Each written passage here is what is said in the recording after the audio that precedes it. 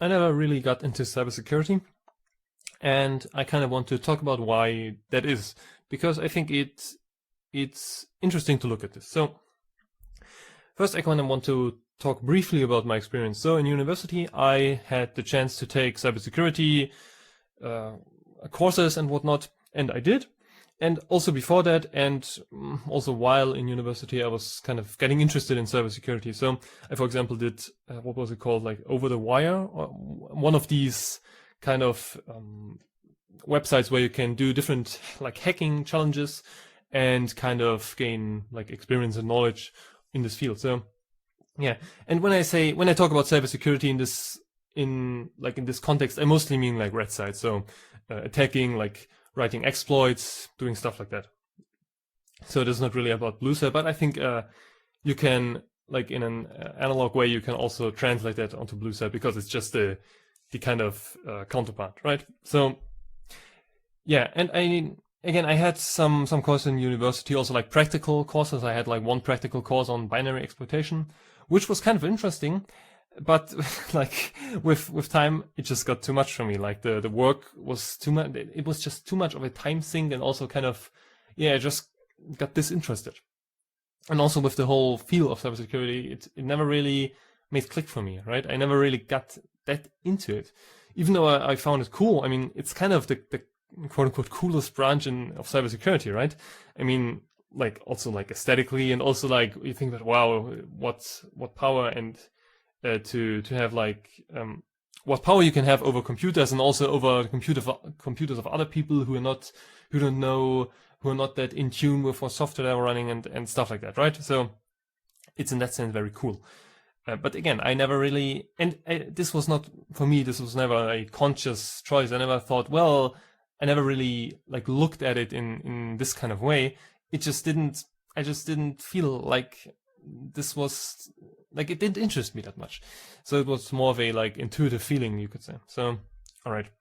So the first aspect I want to get at with cybersecurity is that it's very ephemeral. So it's very short-lived. So you can, I mean, you can just look at like CVEs or what they're called. I mean, every day there are a bunch of them added, and a bunch of them are resolved, and a bunch of patches and security updates. And I mean, you can just look at how often you update your browser with a new security patch. Like, it's very short-lived and very fast, like turning, you could say. So there's a lot of stuff going on, and the stuff that is going on is very short-lived, generally speaking. So whatever you do in this field, it will not have like a lasting impact, right? So, and this also goes hand in hand with it being very fragile, in the sense of your work being fragile in this field. So you can spend like 100 hours or 1,000 hours or like however long on some exploit, and it's gonna be like, if you use it in real life, I mean, if it gets to that point, great, but it's gonna be patched very, very quickly. Like, the more severe the exploit is, the more quickly it will get patched, right?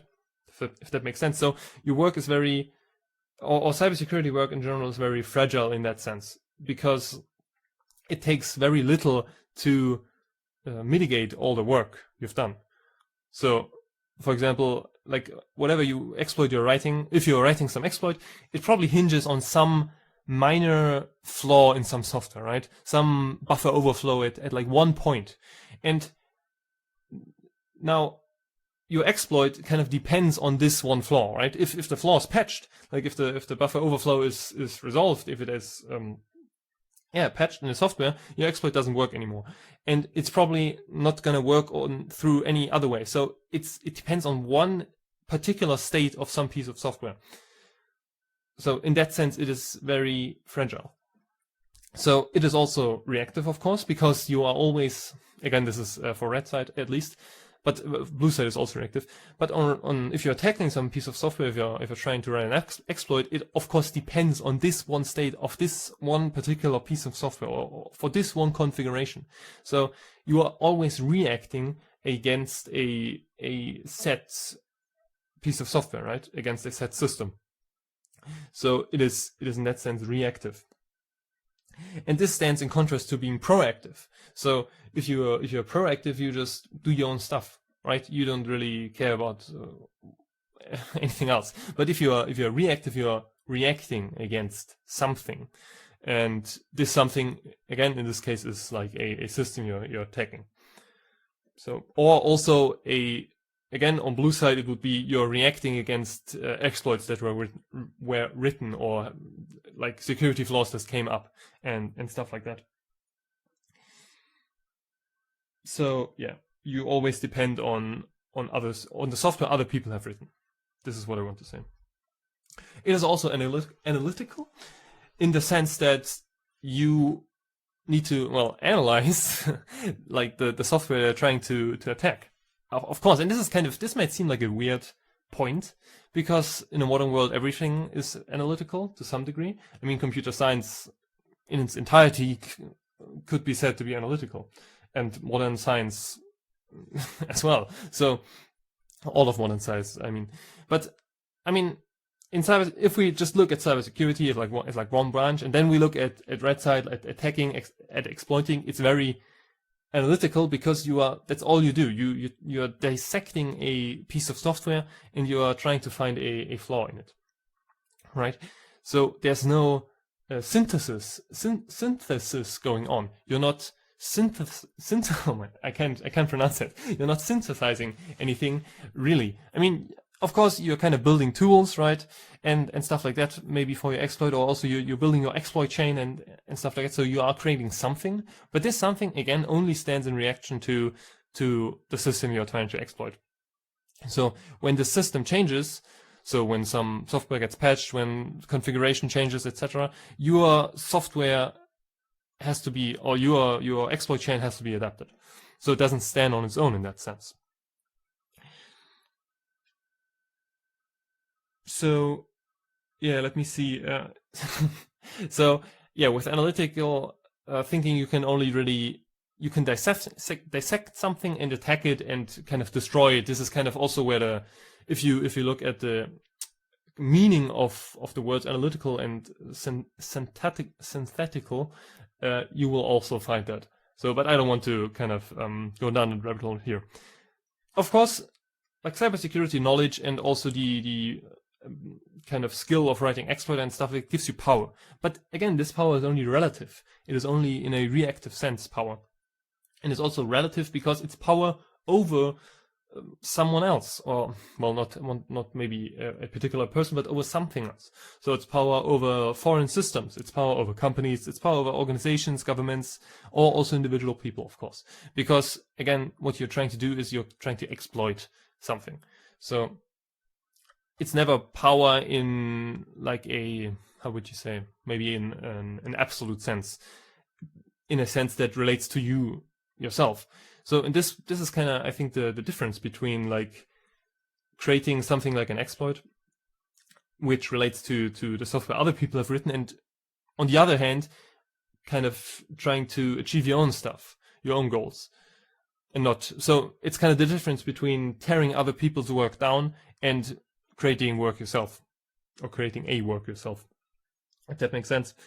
So, and this also kind of goes hand in hand with like caring about like other people, about companies, about governments and whatnot. Because if you don't care, like if you have no reason, if you have no motivation to attack something, like why bother? Like why bother? Yeah.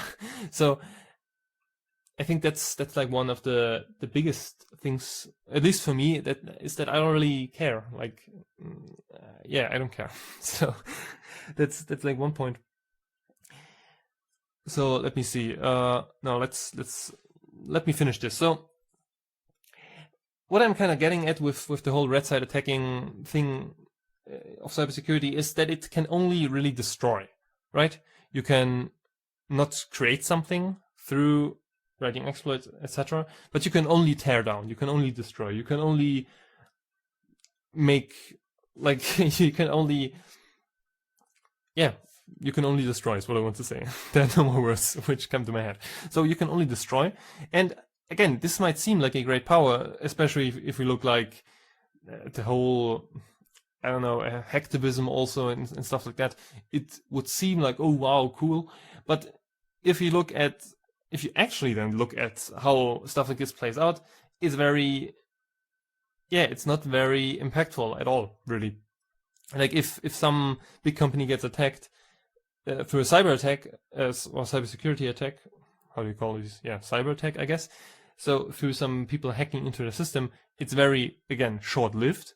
So they recover within a few days, maybe weeks, maybe months, but I think it's rather weeks. And they have like some, maybe, like it impacts them in terms of money, maybe, sure, but it's very quickly forgotten and nothing has changed.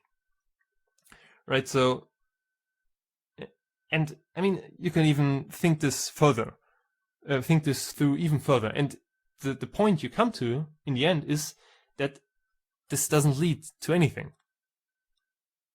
Yeah, that's it. Like destruction doesn't really lead to anything. You're not creating something, but only you're reacting against the people, against the stuff other people have created.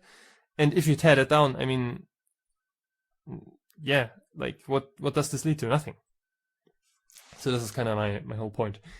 And so this all leads me to this conclusion.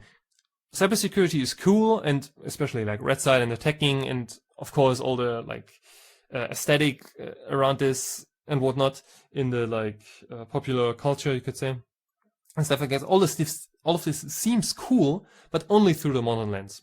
So only through the modern lens of analytical and reactivity and relativity.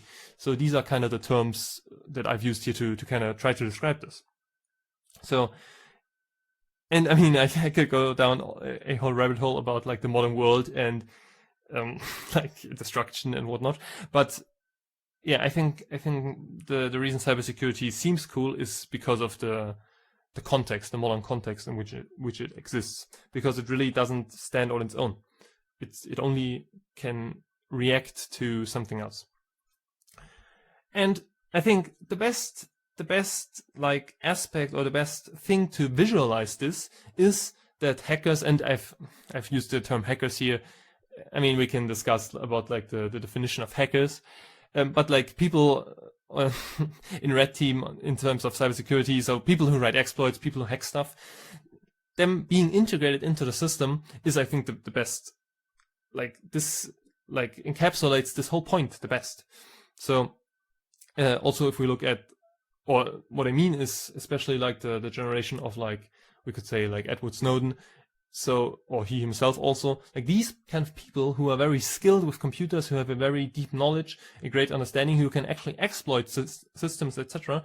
Them being integrated into the system, into like 3-letter agencies, into big cybersecurity firms who write exploits, who hoard zero-day exploits and stuff like that. This is like the best. This really shows you that, yeah, this is not some attack against the system, but that is really, in a sense, part of the system. So, yeah, I think that's all I wanted to say. So these were just some thoughts of mine for why I never got into cybersecurity. Again, this is all kind of, how could you say, like in hindsight. I didn't get into it because I just didn't feel like it. I kind of thought to myself, well, what's the kind of point of this? What can I do with this? And yeah, it just didn't feel, I just didn't feel like it. But these are kind of, I think, the underlying reasons for that.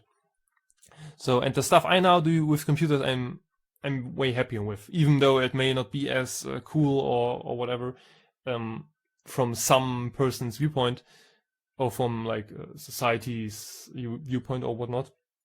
Yeah, I mean, I don't care. So, yeah, that's all I want to say. Have a nice day.